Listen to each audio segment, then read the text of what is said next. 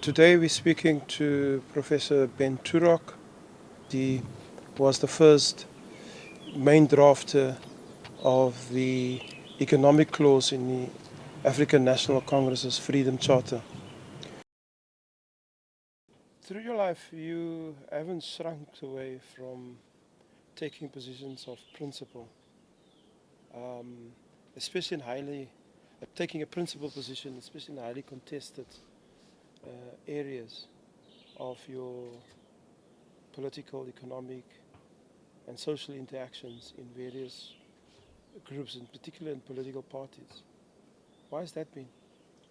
I don't know, it's probably a defect that I have, but I decided very early in life that I needed to commit myself. It was a decision taken just when I was graduating from UCT and confirmed when I was in Rhodesia, because I worked in Rhodesia. And frankly, the situation there was a lot worse than in Cape Town, where I grew up. Cape Town was softened by the interface of colored between white and African. But in Rhodesia, it was absolutely black and white and very nasty. And it made me angry. And so when I came back to Cape Town, having finished my articles, I made a decision that I would go for it. And that started. And once you start, the special branch makes sure that you continue. And so, yes, I've been heavily engaged for a long time. And on the whole, let me say that I'm not, I hope, reacting too much on a gut level, because on the whole I keep my cool. But when things get to the point where you need to stand up, then I do. So it's not as if I'm standing up all the time. Right. Explain the understanding that you had at the time, informing those parallels between what has happened in Rhodesia and what was happening in South Africa. And we're probably talking about the 50s and the 60s. Many of the youth don't necessarily understand that Zimbabwe was Rhodesia before, and there were clear parallels. What were those parallels? Well, you know, it's a bit of a long story, but I'll cut it short. I qualified as an engineer, a land surveyor at UCT, and I went to Rhodesia to serve my articles. And I had a team of Africans who were Nyasa Malawians. And there were 6 of them, and they were very nice guys, and we used to go out into the bush, climb mountains and camp at night and so on. And so we were pretty close in many ways, but yet, of course, there was a social distance. I was the boss, and I was white and they were black. But so, you know, one was aware of that all the time. But the turning point really was that I had to stay on farms, and I would live with a white farmer. And the Rhodesian farmers are the end of the world. They are violent. One of them was called the man with the smoking eyes, because he used to beat them up like hell. He would just go and beat his laborers up physically without hesitation. And on one occasion, I had some trouble with what we called a boss boy, who I had borrowed from another team. And he was a rather sullen guy, and he didn't want to work for me. His own boss had gone on leave, and so he was working for me temporarily. And I didn't get on at all with him, and he was going slow, frankly. And in the field, in the mountains, you know, you need to work. So when I got back to Bulawayo, which was the headquarters, I spoke to my boss and said, listen, this chap is not working with me. He said, it's very simple. What you do is you get a hose pipe and you take him into the bush and you beat the hell out of him. But the native commissioner will get you because he's going to report you. So make sure there's no physical signs. So you beat him with a hose pipe, not with your fist. And frankly, that was the atmosphere in Rhodesia, and I was so angry. And when I came back to Cape Town, you know, the contrast with Cape Town, where things are much more easygoing and so on, at least on the face of it. You know, I mean, there's Langa and Yanga, but there's also Woodstock and Salt River, where things are much more relaxed. I felt that, hey, the contrast was huge, but the commitment had to be the same. So I then joined the movement and I got involved seriously. And once you start a special branch, make sure you stay. You were pushed in many ways to reflect on the economic state of South African society at the time. So there's a combination of Ben Turok as the engineer, Ben Turok as the economist, and Ben Turok as the politician. How did you manage the multidimensional beginning and the characterization of Ben Turok in the complexity of an apartheid system at the time? Well, funnily enough, I've been doing it all along. You see, even now I'm doing research on mineral value chains for the United Nations Economic Commission for Africa. And I find that my engineering background is extremely helpful, even though I abandoned the profession a long time ago. And at the same time, my university education is very weird. It's engineering, philosophy, and politics. And I work mainly in political economy now. So I'm driven by the needs of the day.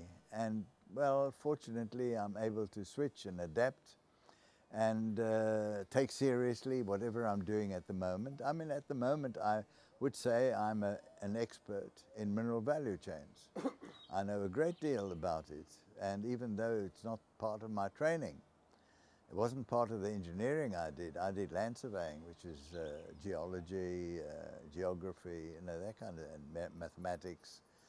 So I do fit in with the needs of the day, and I still retain an interest in philosophy. I'm reading Homer's Iliad, you know, which because of the ancient Greeks, who I love enormously. I mean, I did 1 year of the ancient Greeks in jail. It was my BA. I did philosophy and literature. And I fell in love with the ancient Greeks, you know, Aristotle, Plato, Heraclitus, Thales, Anaximander, Anaximenes. I remember them all. And Thucydides, the historian. And they're wonderful people and wonderful culture, as modern as anything today. In fact, in some ways better. Right. You were targeted to write the clause on economics of South Africa at the time in the ANC's, African National Congress's Freedom Charter. Why were you asked?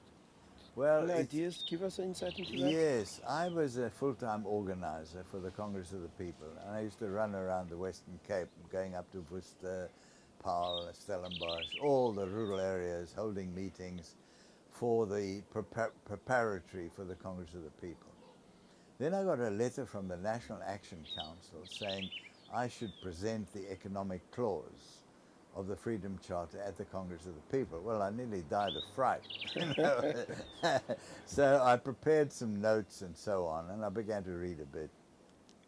Also, I'd been in the UK for a year. I was going to do a postgraduate degree in town planning. And while I was there, I was very interested in the Labour Party and the debates about nationalisation, about the coal mining industry and so on. And also there was a period in Europe when they were talking about workers on the board. They were workers in Germany in particular, trade union leaders were put on the boards of directors. So it was a form of co-option or participation.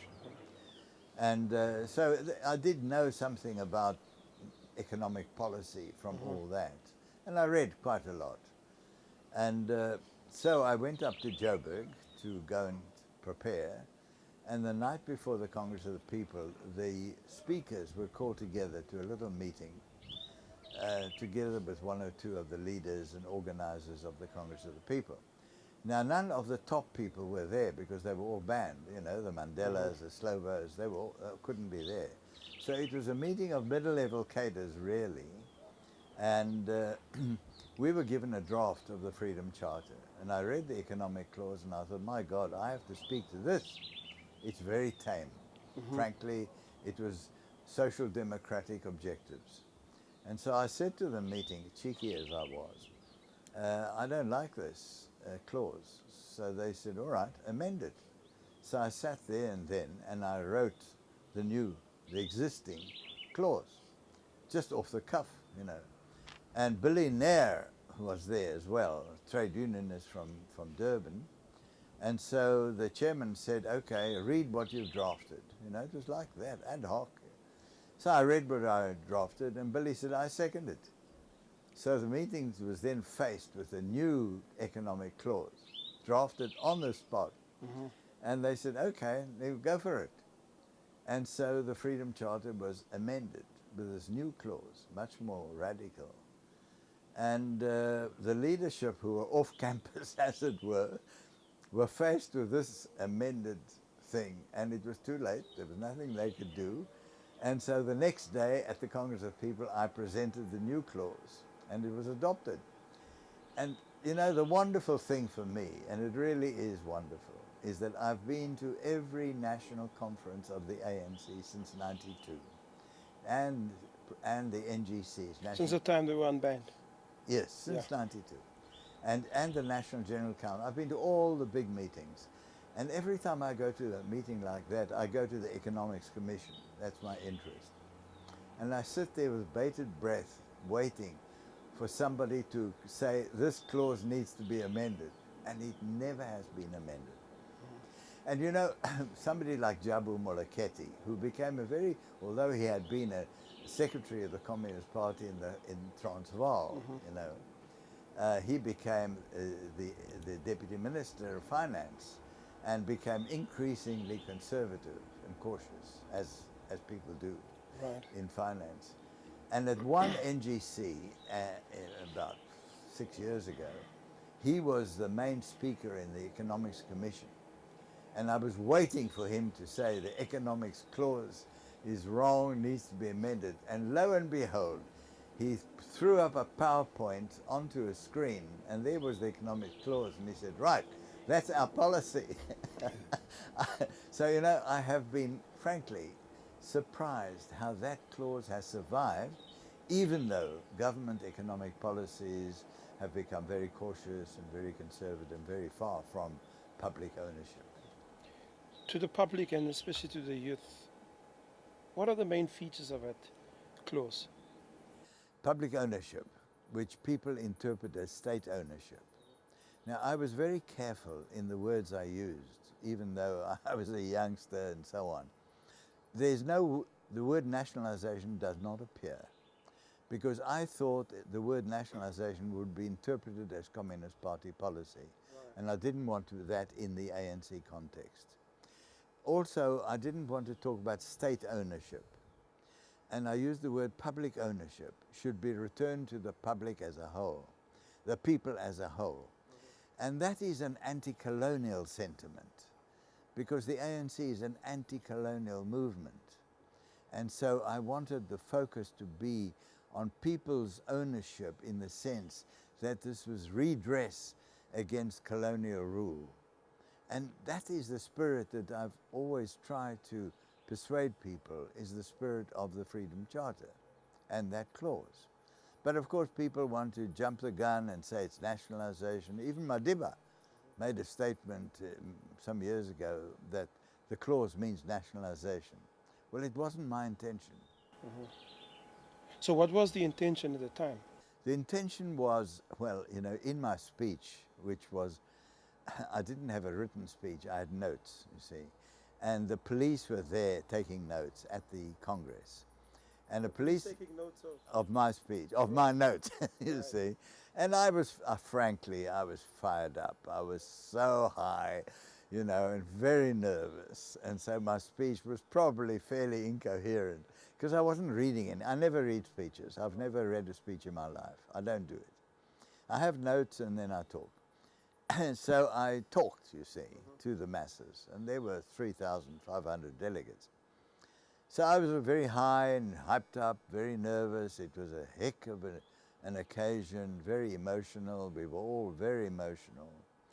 And then the police, there were thousands of police outside the enclosure. And there was one cop who was sitting on a motorbike with his notebook and taking notes, you see, and he gave evidence in the treason trial. And he read his notes in the treason trial, and Maisels, our lawyer, tore him to pieces because this guy wasn't very literate. The notes were in different colors. He used black and red and green. And they asked him, why did you change colors? What he really did is he doctored the notes when he got to the police station. That's why he used a different pen. But when he was writing there, he was using black, you see, but it wasn't good enough. So he went to the police station and fixed his notes. So it was garbled, you see. But what comes across was a rather militant speech. And I said that the workers must take over the mines in the name of the people. It was workers' control. You know, that was the idea. So yes, I was pretty radical. And of course, today, thinking of workers taking over our mining industry is a little bit out of context. But nevertheless, the clause is there, and it's there for history, and no doubt one day it'll happen. Give us insight into the treason trial. Well, it was, you know, most of us had never met before, because at that time, this is 1955, the ANC was under great difficulty because there were banning orders everywhere, people were confined to their homes, and you know, South Africa is a big country and there were branches and provinces and all that. So we didn't really know each other, except maybe people in the national executive of the ANC and the Communist Party, but didn't know each other. And so, I mean, I was picked up at home one morning early and put on a plane, flown to Pretoria, and then put in the fort where we met. Security police? Yes, it was a special branch. And we were put in the white section of the fort, and there were 21 of us, whites. People like Rusty Bernstein and Joe Slovo and so on. And the non-whites, as we call them, were put into the main section of the fort, and they were all together. Luthuli, Mozokotane, all those people. And then we were all taken in Black Mariah's to the court. It was an improvised court, and in a drill hall in Joburg, and they had put up a wire mesh cage, like you see in Guantanamo Bay, you know, those sorts of things, or even in Iraq in the trials. They have or Egypt, they have wire cages where the prisoners are held. And we had a wire cage. And there were 156 of us who most of us had never met before. All colors, all shapes, all genders, everything, mixed bag. And quite an interesting cross-section of South Africa, actually, and proportionally, demographics were quite good. It was as if somebody had decided what proportion of each section of the people should be trade unionists, business people, professionals, all kinds. So we sat there, and the lawyers, we had a very good team of lawyers, the best in South Africa. And the lawyers immediately got up and said to the magistrate, they will not proceed unless the wire cage is removed. Their clients are senior people, respectable people, and cannot be put in a cage. And they forced the magistrate to adjourn. The wire cage was taken away, and we were then free. By this time, we were on bail, by the way. So then the trial proceeded. Well, I tell you, what they did, they made a basic mistake, the prosecution. They charged us with treason on the basis of violence. Now, the ANC was non-violent, and they therefore could not prove violent overthrow of the state. They also tried to prove communism, and the ANC was not the Communist Party. So the indictment had gone too far. And so as the trial proceeded, the evidence was led through detectives reading speeches, they introduced 10,000 documents that they'd received and 700 speeches So they'd been following us for some time, especially during the period of the Congress of People, because the Congress of People was in 1955, the treason trial 56, so they had a year to prepare. And so they had acquired a huge volume of documents and speeches, and they read it into the record. And we sat there day after day for 9 months listening to this nonsense and garbled speeches, extracts from documents. You know, they read the Communist Party manifesto and goodness me, what not. And then, of course, they found us committed for trial. The magistrate was a very right-wing guy, very fierce, and he committed us for trial, 156 of us. And then they divided the 156 into groups of 3. There were 3 groups of 30, and the others were left out. So I was in the 3rd group of 30, and the first group was Madiba and people like that. And then we were taken to the Supreme Court in Pretoria, which was actually a converted synagogue, turned into a court. And there were 3 judges, and then the arguments about the indictment started. And Bram Fischer led the case against the indictment, and he was brilliant. And the indictments were changed, maybe 3 or 4 times, because the indictment was shown by Bram to be inconsistent and wrong. They couldn't formulate the thing. So finally they had an indictment that the judges would accept, and Bram had to concede that this was now a serious indictment, and that was treason. And then they released the second and third group of 30, and the first group was on trial. And that's when the trial proper started. Would you consider that you and many others considered in apartheid South Africa as white South Africans, that you committed race suicide and also class suicide? Oh, both. I've always boasted that I'm the freest man in South Africa. I've resigned from my religion, I've resigned from my tribe, the Jewish tribe, and I've resigned from my class, which is the ruling class. So I'm the freest person in South Africa. Tell us about that freedom. What does it mean? It means that you're not bound by orthodoxy of any kind. And it frees your mind, it frees your identity. I don't have to apologize to anybody about anything, because I don't owe allegiance to any tribe or any religion or any class. And so I'm a free agent. And it's a marvelous feeling, and I've defended that for a long time. So what drives that? What is the end element that you're searching for by being free? It means that you're free to pursue the truth as you see it. And I pursue truth as I see it. I'm wrong often, and I don't claim any omniscience or anything like that. But I can see through humbug, you see. I mean, take for instance today, we have this BE policy, okay. Now, I joined the struggle for black liberation, okay. So clearly BE would seem to be an important goal for me. But the way BE is implemented is humbug. It's hypocrisy. It's get rich quick. It's finding the quick way forward, you know. It's based on individualism. It's based on greed, consumerism. And that's humbug, and I can see it and I say it. And these days I speak quite openly about BEE and this black industrialist policy. So it enables me, and take the Communist Party, you see. I mean, I was a communist for many years, for a long time, for decades. And then I began to ask questions about the Soviet Union.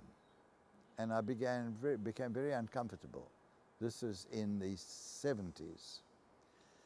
And I was a member of a cell in London in the Communist Party with Joe Slovo and people like that. And Joe was then total Soviet man, you know, totally committed.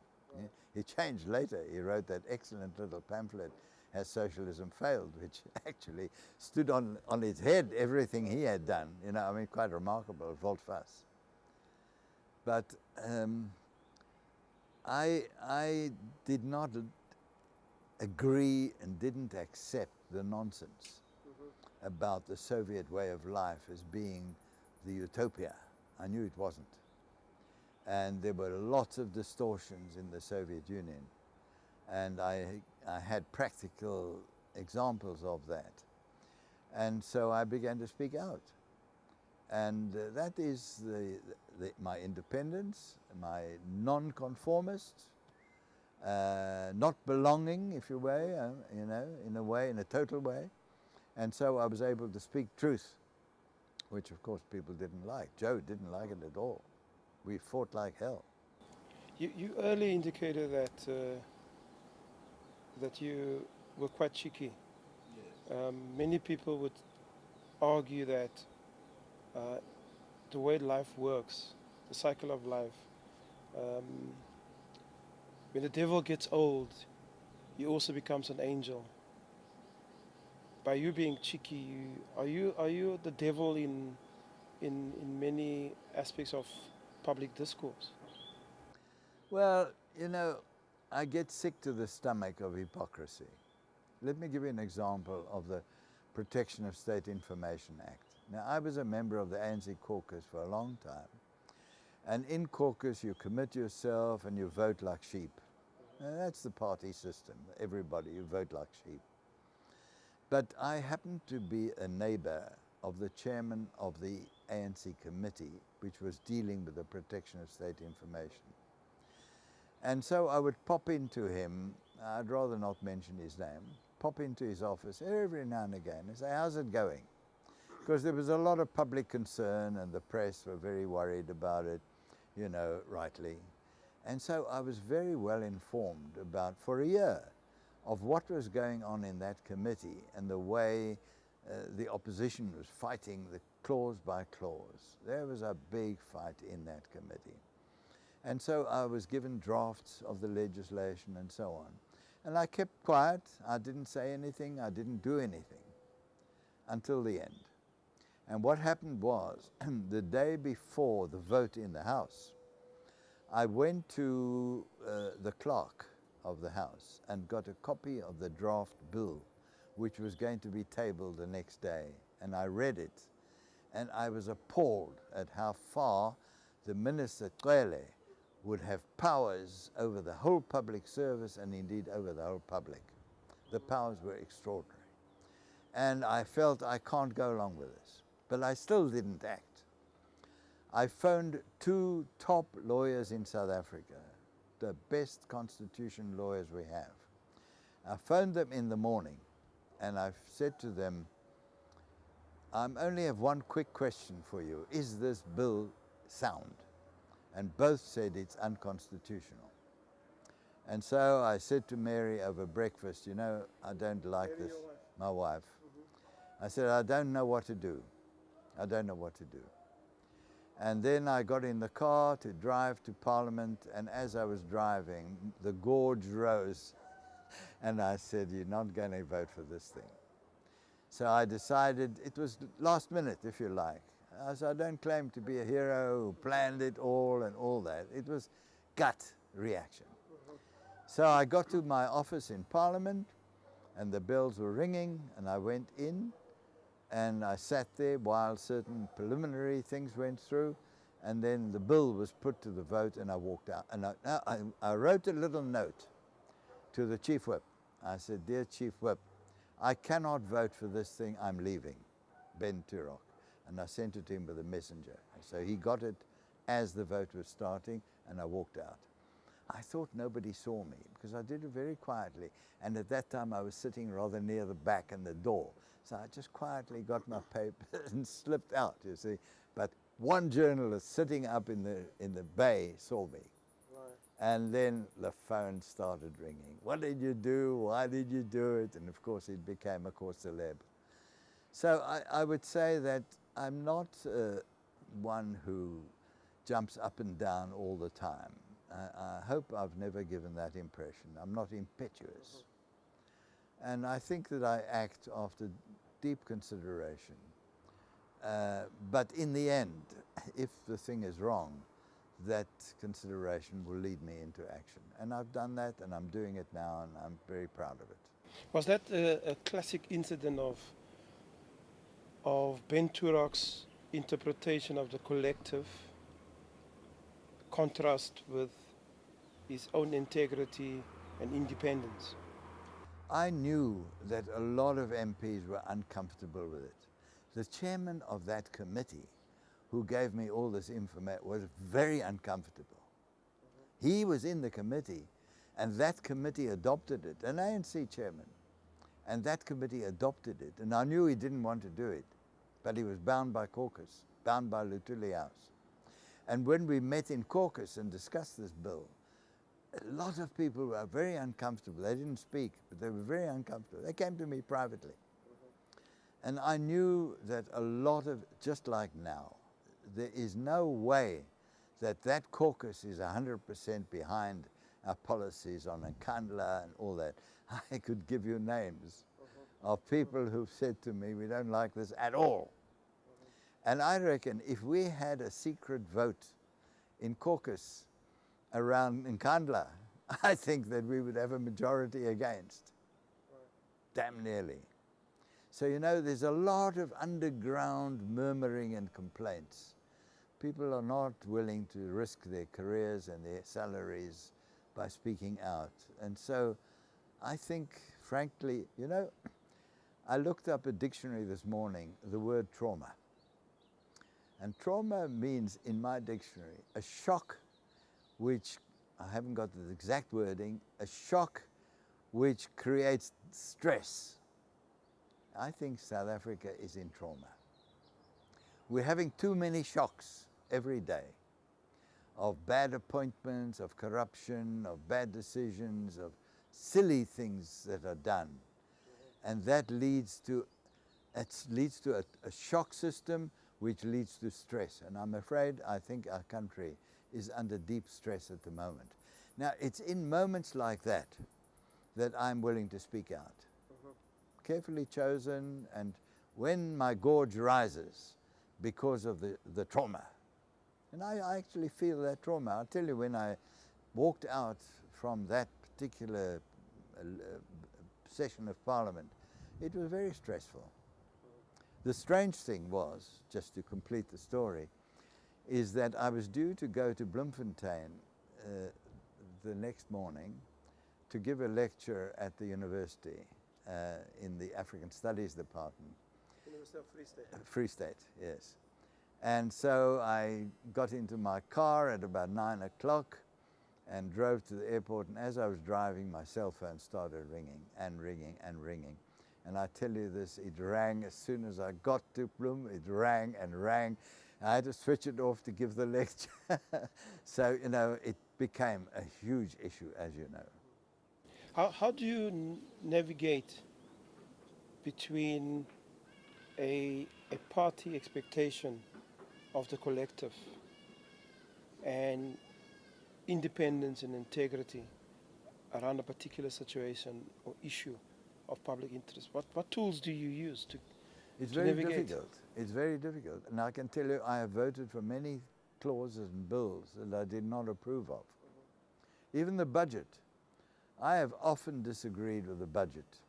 I was in the Finance Committee for 10 years, Trade and Industry 15 years, and there were many occasions when I disagreed with the budget allocations because we adopted a policy of fiscal discipline, and fiscal discipline has led us to where we are now, where the economy is at zero growth. And I believe that we have for 20 years pursued a non-growth strategy. We've done a lot on welfare, but nothing on growth, and we're paying the price. The rest of Africa is growing at 3, 4, 5%. We're at 0 per capita.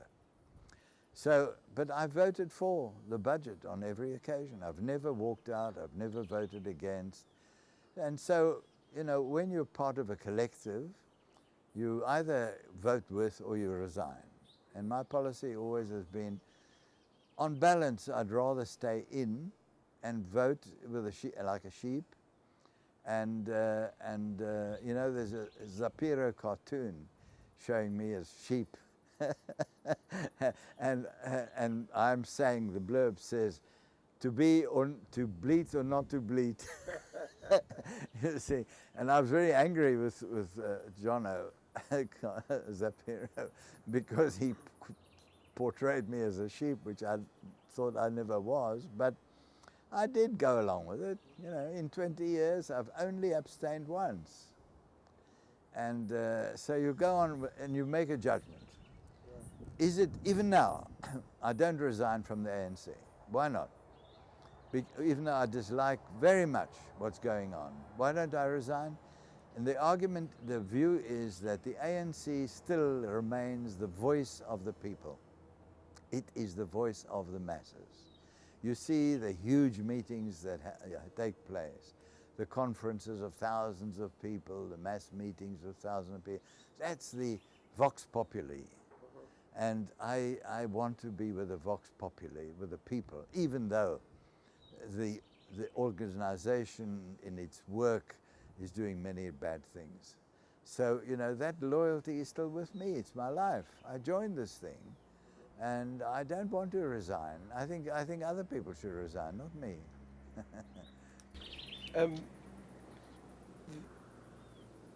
You in your work, you've been pushing the agenda of an egalitarian society. Why is that important? Well, it's what we joined the movement for, you know. We joined the movement for non-racialism, for a different South Africa, for where color wouldn't matter, and where we would recognize class as a major factor. But even that, we wanted a degree of equity and egalitarianism. And it's deep in the culture. You know, if you go back to philosophers, Jean-Jacques Rousseau, Locke, and, you know, the great philosophers, they've always advocated equity, freedom, equity, those things, a fair society. And unfortunately, it hasn't happened. But you live in a predominantly capitalist system where egalitarian is probably relegated. Egalitarianism is relegated to lower levels of potential achievement with no adequate. Sure, it's intrinsic. It's intrinsic to capitalism. A dog eats dog. And you know, what I always quote is that Adam Smith was the first Marxist. It may surprise you, but when you read The Wealth of Nations, the first few chapters are about how labor creates value. That's the essence of Marxism. And I've used this often, that without labor there is no value. The value add is labor. And Marx took it over and made it more sophisticated and introduced the idea of surplus value. So Marx actually stands on the shoulders of Adam Smith. People don't often admit that because Adam went on to talk about free market and so on. And so we all know, I mean, it's mother's milk, that capitalism is unequal, based on exploitation, based on labor being exploited and surplus value, profit. We all know that. What we don't know is how to overthrow it. And indeed, the examples in the Soviet Union, in Russia, and in China, and even in Cuba, where capitalism was overthrown and replaced by some form of socialism, I'm afraid the experiment is not that glamorous, you know. So some of us, and I think quite a lot of people, are beginning to say, what is the alternative to capitalism? Because we need an alternative. It's an exploitative system. And I think there's still a lot of work to do. We've got to rewrite the Communist Manifesto and a lot of other documents and say, what is the alternative? And frankly, we don't know. It's because of your beliefs in socialism, communism, and ostensibly taking a Marxist position that you lived out of South Africa in exile.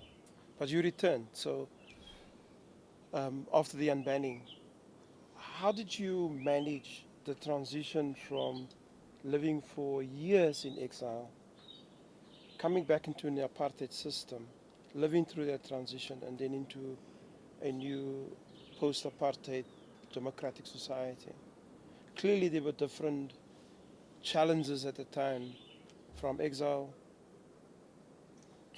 to unbanned, living in an apartheid society, and then the dawn of democracy, and then what comes afterwards. Well, it's been a continuous, a continuous experiment, actually.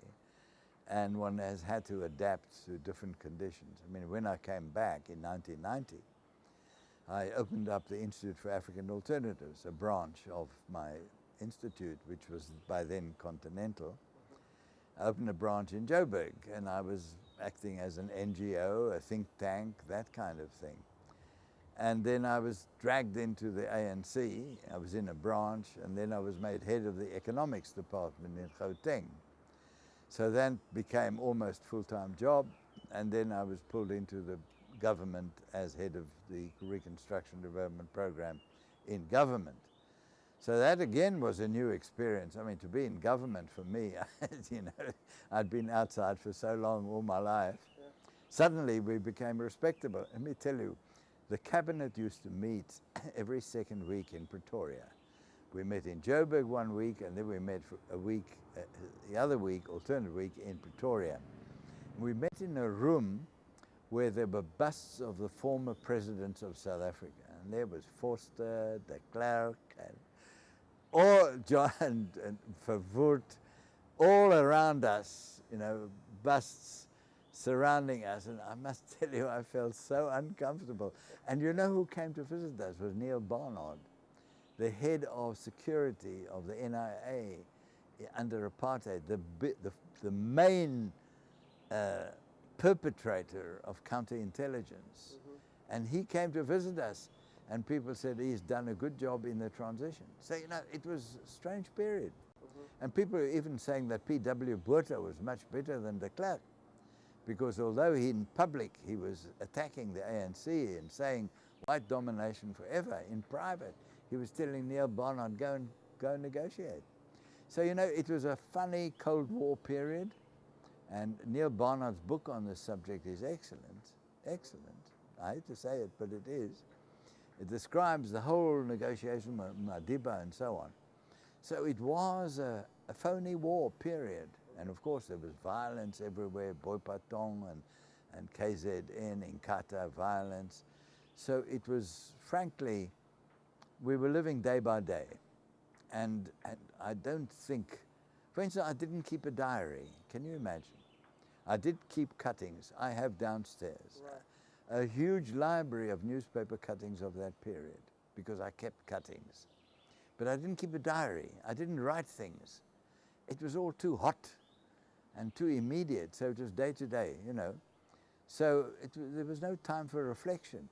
I remember I was on the leadership of Gauteng ANC, and Vali Musa used to come and brief us about the discussions at Codesa. And we were very uncomfortable about the sunset clause and a few other clauses. So we knew what was happening, didn't understand fully, but it was go so fast and so dramatic, frankly, that you were just living on your nerves.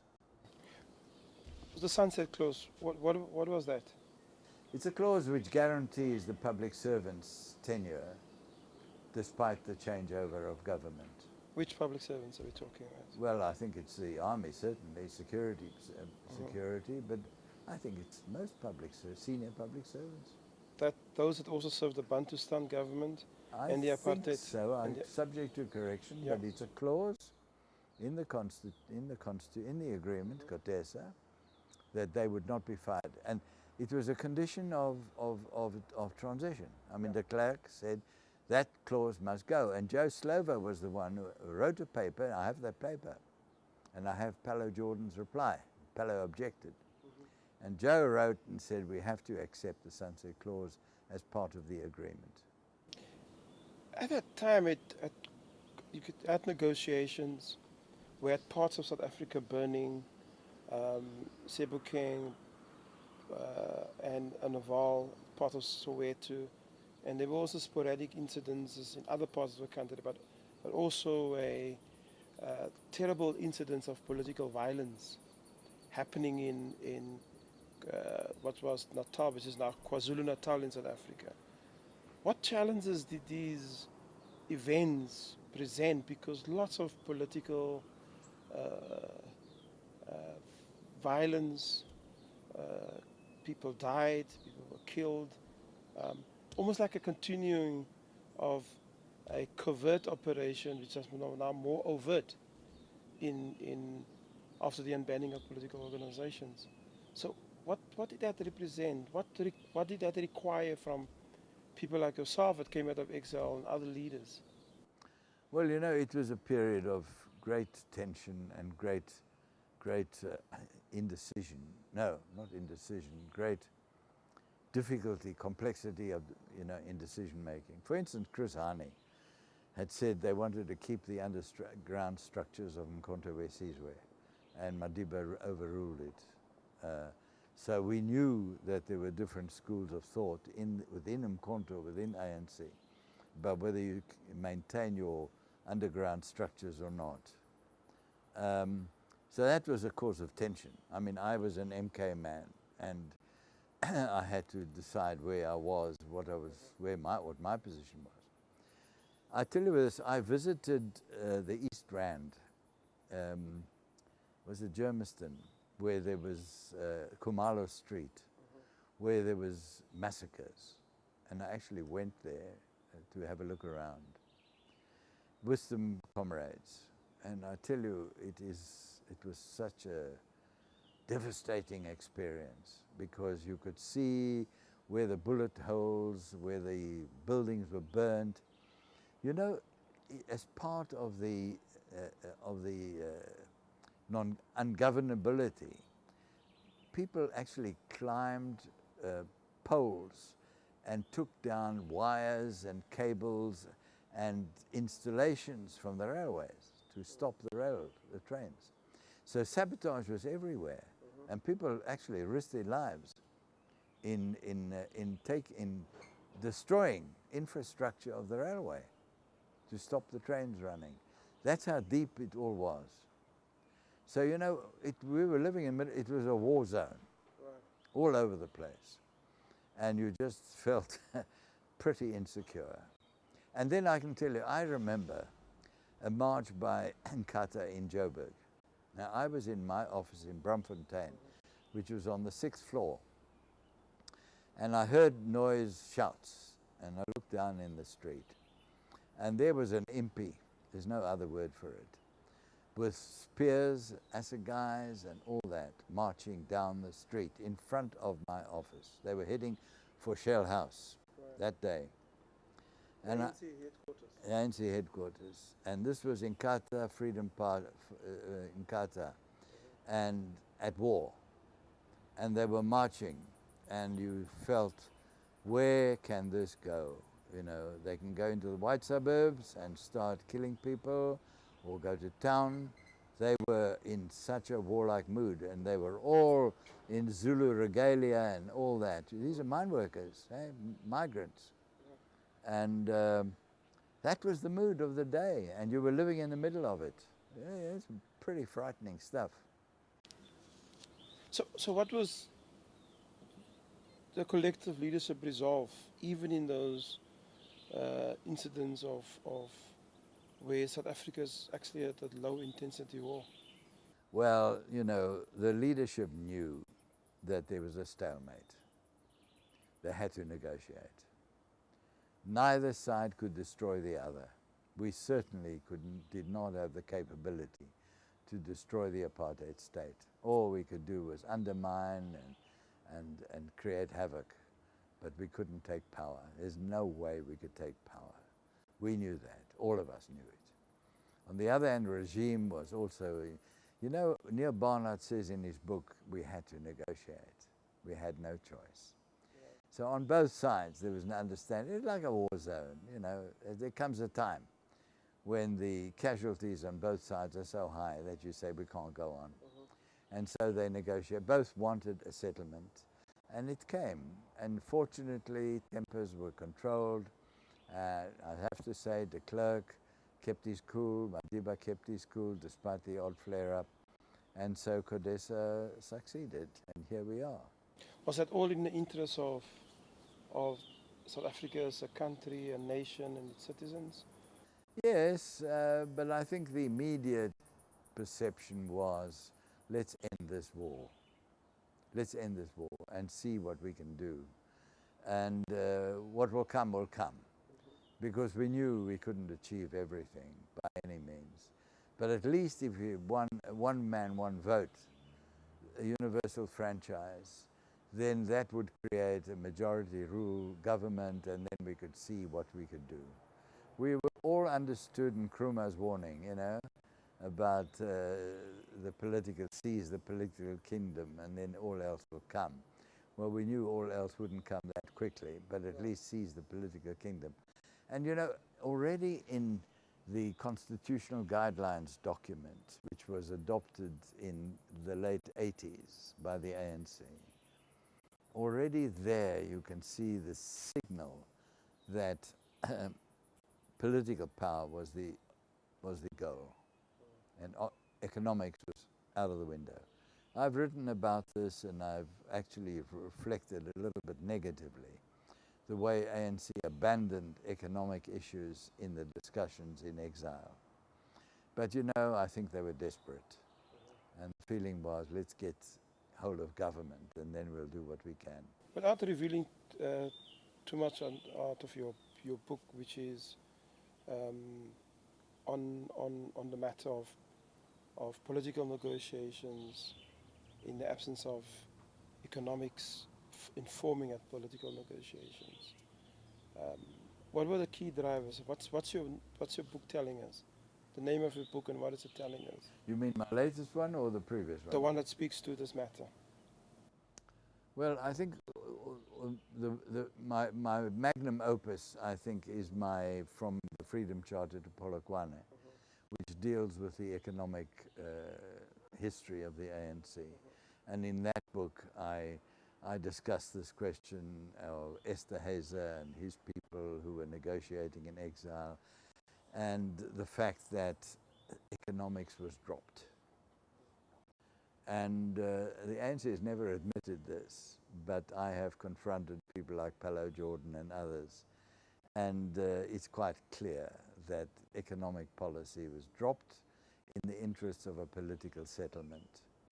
My view is that even if they had to go slow on the economics, we should never have let it go. Because in 1994, we had the RDP, which was an excellent document for a developmental state. But because we neglected to, as officially as the ANC, you know, not everybody liked the RDP. And I can tell you that, I've written about this in the book, that when we had a meeting to discuss the RDP and ready to govern that period in 1992 about, people like Tito Mboweni and others and Trevor were very very reticent about the RDP. They didn't like it very much. And it was they who inserted paragraphs about fiscal discipline, you see. And we allowed them to insert it into the RDP, even though it was completely out of character with the rest of the developmental approach. But we allowed them to do it. And they knew, and they had already made up their position, that they were going for a government of fiscal discipline. And fiscal discipline has led us to where we are today. Right. When you joined Parliament from the Gauteng legislature, which is one of our provinces, to the National Assembly, you occupied a number of key positions. And in particular, you were a chair during that period in one of those intermittent years, even to the end of your term in Parliament, as the leader of the committee on the code of ethics. Firstly, were you principal ethics? I was the head. I was the co-chair. Were you understood as Yes, I was the Mr. school principal on ethics? I was Mr. Ethics, yes, and still are. They still consult me. What did that role require from you? Well, you know, when I joined the committee, and it's co-chair because it's the NCOP and the National Assembly, so it's a joint committee for Two both houses. of the two houses. Right. So it represents the whole Parliament, not just one house. Well, so I was the National Assembly chair. When I joined it, I discovered that it was a committee largely involved in vetting the annual declarations of interests. An MP has to fill in a form to say what your wife earns, what you earn, your assets, and so on. This is an annual thing. And that's a declaration of interests. And that was the main purpose of that committee. It had been involved in one or two altercations with Winnie Mandela and with Tony Yangeni over ethical issues. But those were small beer, and they didn't get too heavy on that. I think they were settled in some way or other. And I then, the first thing I did was to look at the code itself and said there's no philosophy there. So I phoned up Friendly Jinwala, who had been Speaker of the Parliament right from the beginning. I said, Friendly, has the National Assembly or Parliament ever adopted a philosophy of ethics, a moral code? She said no, and that's the biggest deficiency in our beginning. Why was that important? A philosophical position? Because ethics is not a matter of rules. It's a matter of an ethical position, of a morality. It's not a breach of one rule or another. It's a state of mind. It's an attitude, you see, which had not been articulated. And so I began to read jurisprudence, and also I got in touch with the House of Commons and various other parliaments and said to them, do you have a document which sets out the moral values of your parliament? And very few had it. It's not the norm, you know. Right. So I well, I have a degree in philosophy, so I was interested. But I thought fundamentally, what is at stake here is not whether a person has reported, I earn 10,000 Rand outside or 20,000, which is a kind of rule-based issue, but what is the state of mind? Because, you see, the House of Commons, for example, now, you know, the House of Commons has put in jail a number of members of the House of Lords and of the House of Commons are in jail for breaching ethical precepts, taking bribes and so on. So I wanted the ANC in particular to say that our job in Parliament is to serve the national interest and to serve it objectively and without partisanship and without personal benefit. The idea of benefit is crucial. And so I began to read this stuff, and I wrote a document on ethical considerations for the committee, which was accepted. And so it was fine. And I pursued that approach. What was the motive in what you did as an MP? Now, there are many tricky areas. For example, conflict of interest. How do you define it? You know, it's a legal concept. But how do you practice it? When is there a conflict of interest?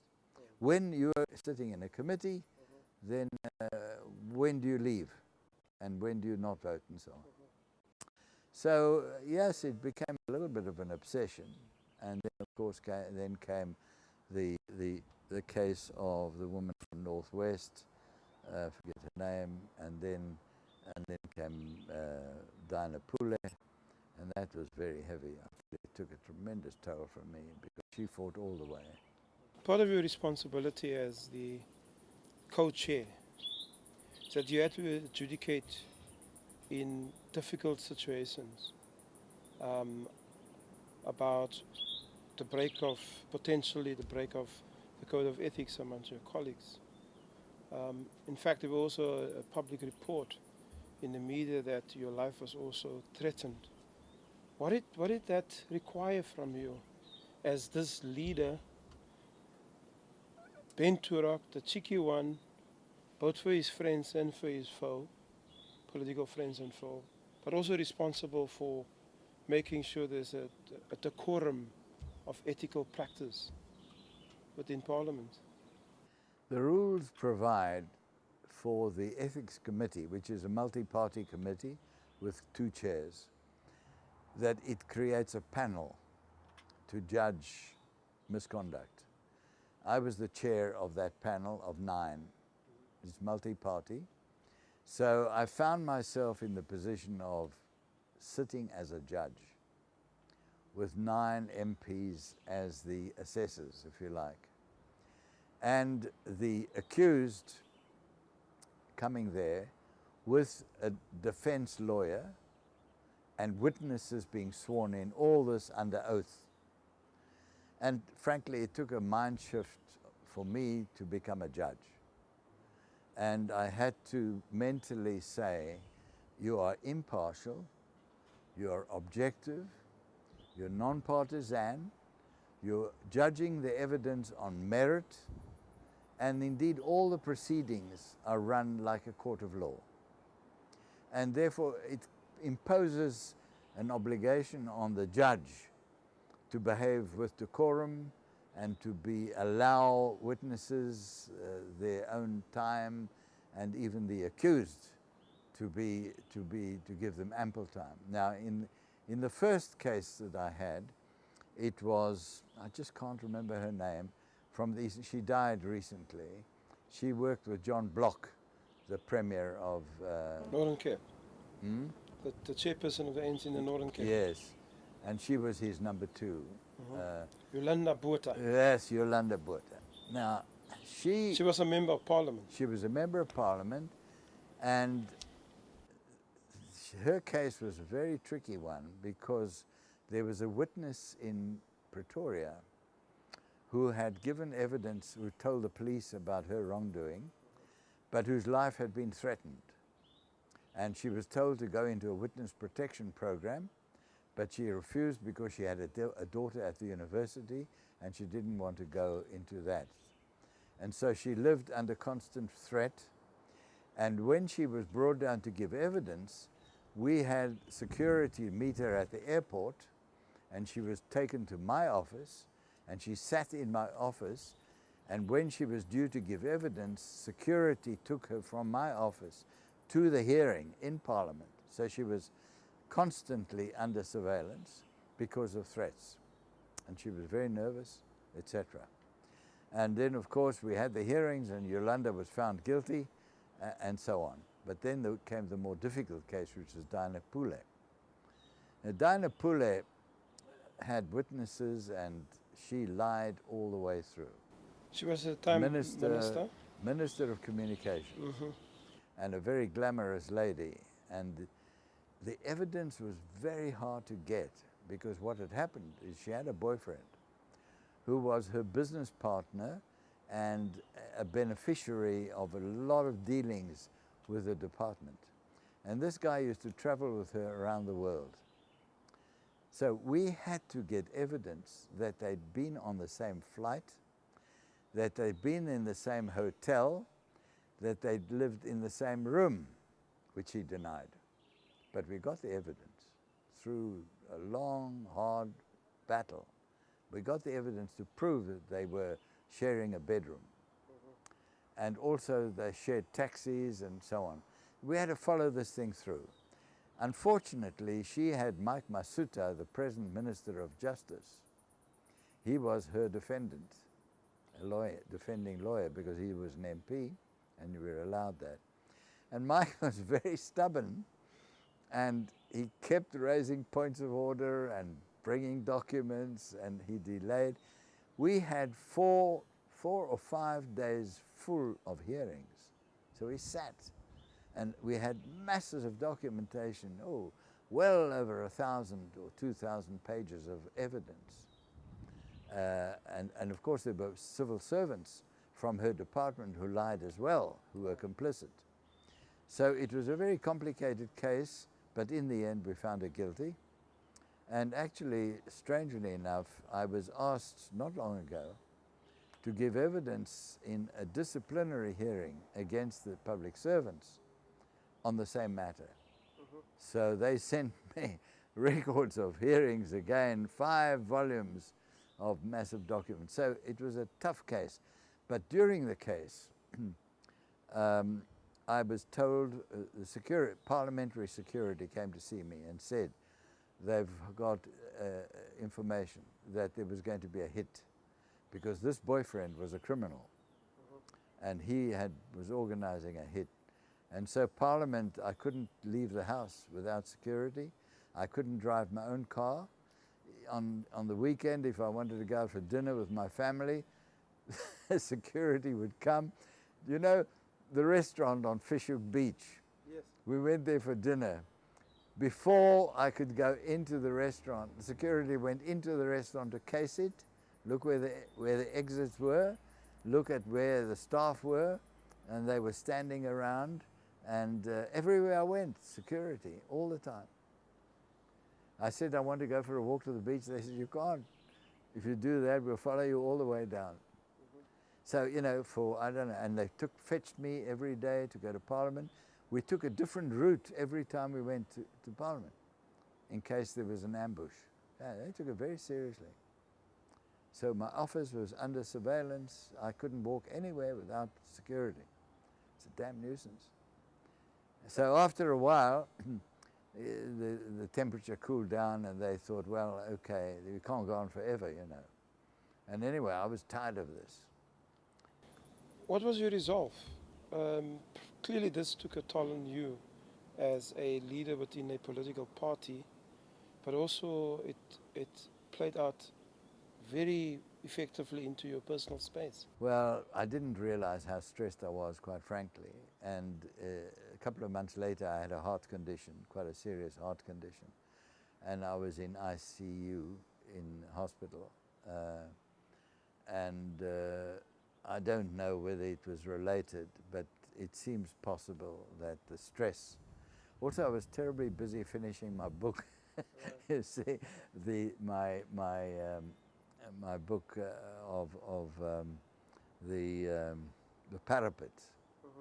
I was finishing that, so you know. I mean, I continue a new agenda. So I had 3 big jobs to do, and it was too much. So yes, I suspect that I caved in from all this stress. As the chair of this committee, given it's a multi-party committee on ethics, clearly it required you to work on terms of engagement within that committee as the leader. How did you do that? How did you manage that? I was very, very careful to maintain consensus throughout. And on every vote, we had unanimity, on every vote. So I worked very hard with Cola Barnard, for example. She was a member of the committee and a very stroppy member too. I went out of my way to befriend her and to keep her on board and work on her good side because she has good values. She does feel strongly. And I worked very hard on all the members, including ANC members, some of whom were a bit reluctant to prosecute their own. And I should mention that one of the most stressful things was meetings in caucus of the ANC and meetings with the whips. I was required to attend a meeting of whips who challenged me as to why I was prosecuting Diana Pule. Why are you taking such strong measures against the comrade? And I tell you that was, thinking back, that was the most stressful of all. Because here you are sitting with your comrades who can veto the whole process, reverse everything. And with the chief whip there. and firing at me. What is your evidence? How do you know? Etc. Why are you so? And of course suggesting this is white, black, and this black woman, you know. Why are you attacking a black woman? She's a wonderful minister. You know, she came from nowhere, now she's a minister, and you know, you don't like black women becoming ministers. You know, that kind of insinuation. And that's very tough. And, you know, as a white male, you're in the corner. And I must say that was very stressful, very stressful. And it was worse than the panel and the lawyers and everything else, because in there you are sitting with your own ANC people challenging you. Was there potential, potential for creating conditions outside the purview of the committee for you and other members to be conflicted? Oh yes, oh yes. How did you manage that? I had to go to well, I went to see the chief whip, who unfortunately was not helpful. He was sitting on the in the middle, you know. He was being cautious, like chief whips do. You know, they don't take a stand. They just negotiate. And then, so I talked to him on many occasions, and he made one or two blunders. And then I was called to the political committee, which is, you know, a structure of Lutuli House. And Kgalema Motlanthe was the chair, and the chief whip was there, and various ministers, and so it is a very senior committee. And I was asked to explain why I was prosecuting Diana Pule, yeah, a senior a member of the National Executive, if not of the National Working Committee, a very highly respected leader of the ANC, and I was prosecuting her. Was I sure? Did I have good evidence? You know, was it not just prejudice? You see, I had to explain. Fortunately, they agreed. They said, "Go ahead." But you know, you're on the rack, and they could have said, "No, stop now." Then I would have had to go to the multi-party committee and say, "Sorry, I've made a mistake. We can't prosecute this." Imagine, the media would have slaughtered me. Imagine the public, because everything was in the public domain. The Parliament works in public. All our meetings are, you know, open. So yeah, it was very stressful. To what extent did the Parliament as a committee, as a forum, both houses, its MPs, those that's in the majority and also the minority parties, support the work that you and the committee were doing to establish ethical practice and behavior with amongst its MPs? It was slow. I have to tell you that it was uphill work, because everybody has some personal interest. Everybody's got some little shenanigan, a tax dodge here or there, or some private income or something. And if they don't have it, they would like to have it.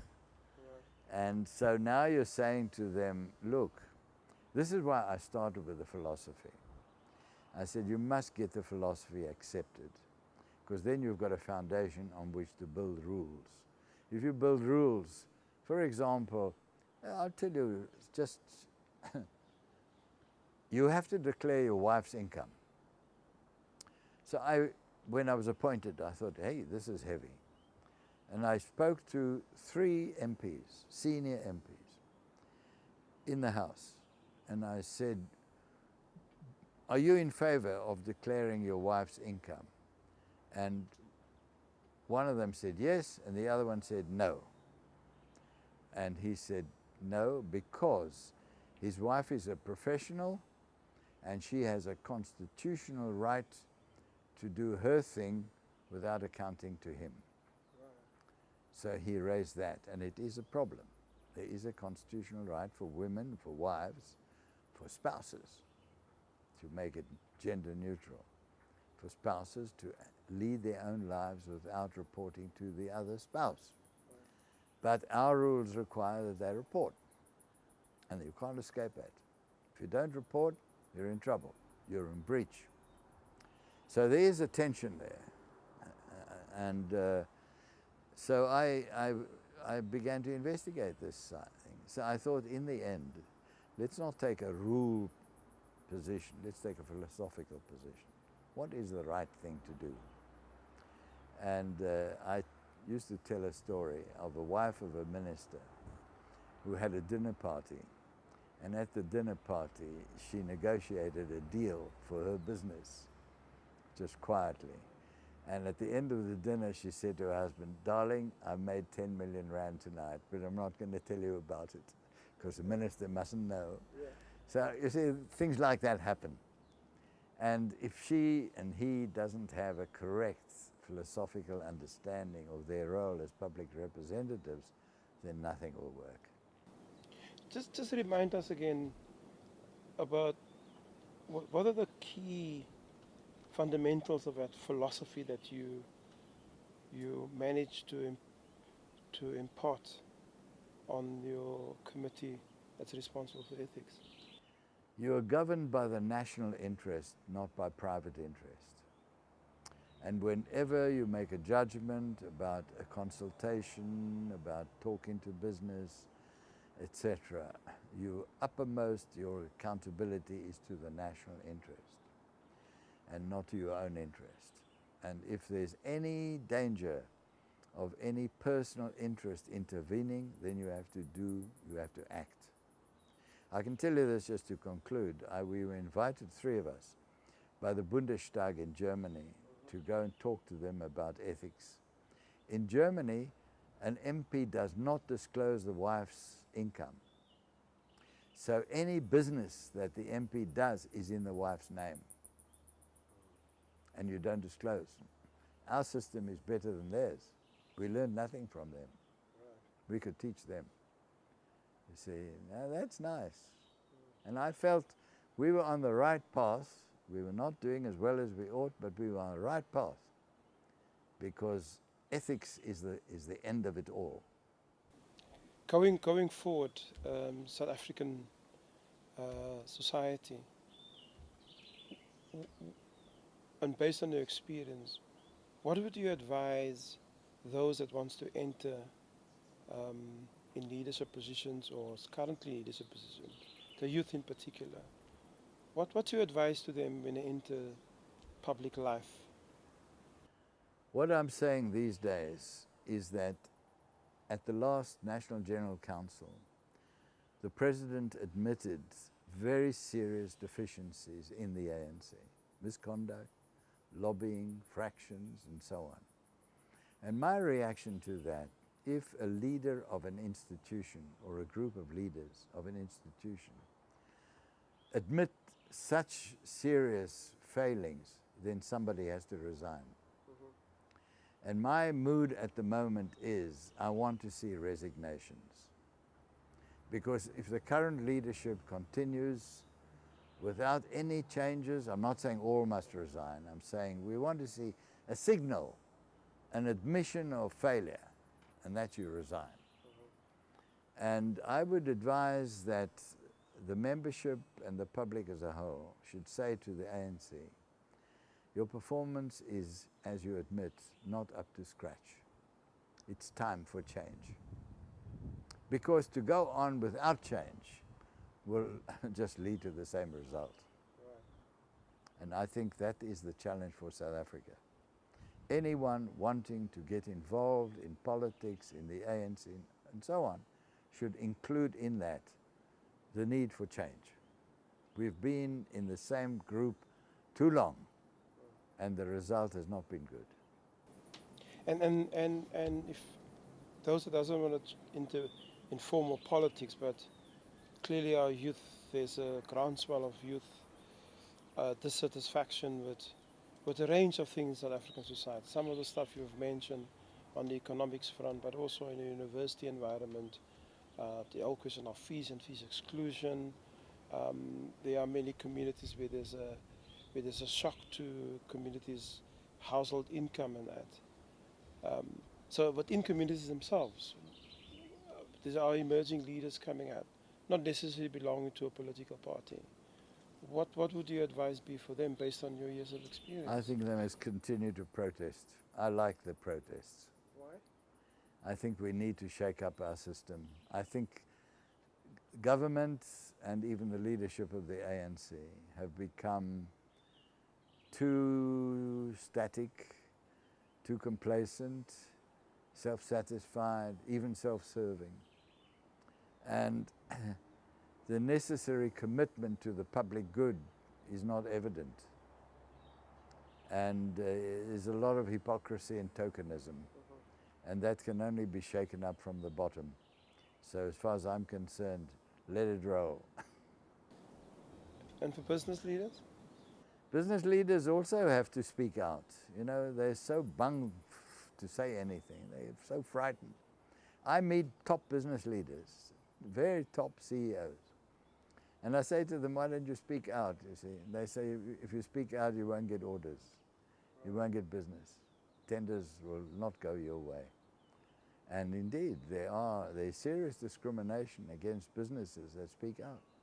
What about the corruptor and the corruptee? Well, they corrupt, of course. Business is corrupt and business corrupts. But that is an important factor. But, you know, the total environment is not a good environment. I speak to business and they're very, very despondent, very despondent.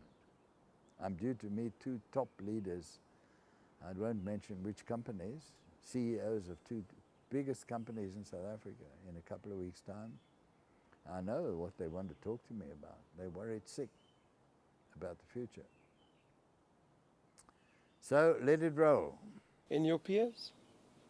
From both the conservative to those of middle of the road to the radical like yourselves, to the cheeky ones like Ben Turok? Within the ANC, there is a huge unhappiness, which is not articulated, but they'll talk to me.